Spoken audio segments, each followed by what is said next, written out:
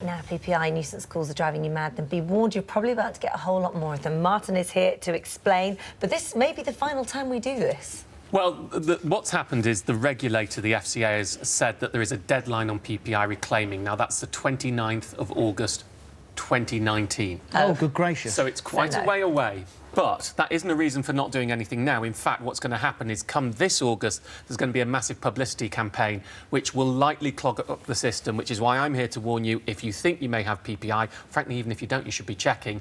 You should be doing this now. Now, this is the biggest... It's not as if we haven't heard about this for a long time. You say that... I'll just read you something. Someone tweeted me the other day, just got £500 back, thanks, genuinely hadn't thought for years that this was me, never bothered to check it, just got money back. The average payout is £3,000, remember. And in fact, what's happened now is amongst this deadline ruling, there's this new case which effectively means even just having PPI in most cases now means you were missold. Right, so the net has spread much, much more widely than it was before.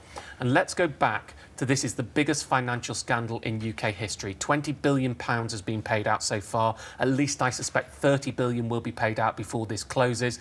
This wasn't dodgy guys in back alleys. This was bankers in pinstripes. It's a disgrace. And yes, there'll be more spam calls. And yes, some people are happy this is ending because of the spam. But you know what? For that, we should be regulating how spam calls work far more strongly rather than doing a deadline, which I think will hurt people, that stops people getting financial justice when they were missold. So how do you know? How do you know if you've got it or had it? Well, what you need to do if you've had it is you're just going to go and check your old paperwork for any loan, credit card, store card, mortgage, overdraft, catalogue debt, and see if it had something on it like payment protection insurance, or it might be called payment protect cover, or it might be called accident and sickness employment. If you had that on it, that is likely to be PPI. Okay. Now, the mis-selling of this was systemic. They would lie that it was compulsory. They would add it without asking. They would add it when you said you didn't want it. They would not check it was suitable. You might have a pre-existing condition which excluded you and they wouldn't check it. They would sell it to you when you were self-employed, even though it had an employment cover that didn't cover you. That's why we're talking such a huge scale. It was systemically, i.e. that means it was missold as a matter of course. Now, what this new case means that's come out in the deadline, which is the one you need to understand, it's a case called Plevin. And it's a bit complex, but hopefully I can go through it. Effectively, what it says is, if the commission on the PPI was over 50%, in other words, if over half the money that you were paying actually just paid commission to the bank or building society who sold it to you, and they didn't tell you it was over 50% and didn't tell you what the commission was, then anything over 50% you were missold. How do you prove that? Well, the average bank commission was 67% and they never told you. Right, okay. Right, they never told you. I mean, we all know they never told you. Everybody knows they never told you.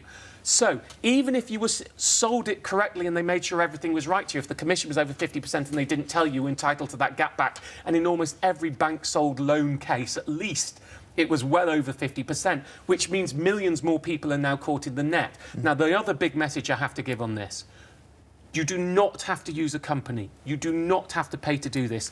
There are free tools and resources out there on the internet that you can go, you can fill in forms, it will write it for you. There is no added bonus in most cases of going through a claims handler. The only thing they do better than you can do yourself is if you get rejected, which happens, sometimes banks pay out in just a few days, and, you know, I'll just read you one of the clips I've got with me. After your info on PPI, Liz tweeted me, I got confirmation I was missold to the tune of £10,370. Wow. That's not big. 80,000 is big. That's pretty typical. But if you get rejected the first time, you have a right to go to the free financial ombudsman service. The only advantage claims handlers have is they always use that right. Individuals tend to give up. They get a letter from the bank saying, we don't think you were sold in legalese. It's just a method of pushing you off. If you genuinely think you were missold, take it on, go forward. I've put a lot more information on the website. People can go and have a read of it. But anyone, even if you think it wasn't you, now is the time. Loan, credit card, store card, overdraft, catalogue debt, mortgage. In the last 25 years, check it. Even if it's long gone, you might be owed.